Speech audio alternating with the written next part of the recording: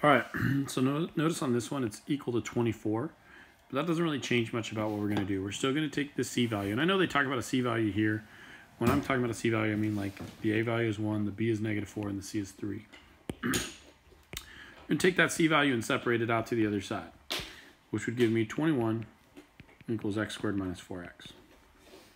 Then I'm still going to take that 4 divided by 2 and square it. That's how I get my like little magic number, I guess we've been calling it. So 4, well actually it's -4.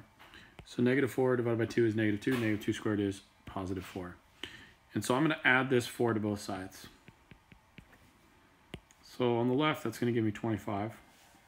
On the right, now this is a perfect square. You could factor it. You could use the pattern of the perfect square, but basically it's the same thing as this. So it looks like they want the D last. I don't know if it actually matters, but you're going to write like this. That's not all they want you to do. They also want you to solve it. So you are going to need to do everything that we've been doing to solve these types of quadratics. First off, square root of both sides. Square root of 25 is both positive and -5. And on the right, you just get x minus 2 back, right? Because these things cancel each other out.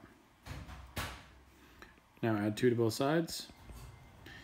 And you would get 2 plus or minus 5 is equal to x. Now, I would normally keep going, and I'd say, okay, well, that 2 plus 5 is 7, and 2 minus 5 is -3. And I'd write it like that. But they just chose to leave it just like that, and that's fine. You can do that. So there you go. Hope that helps.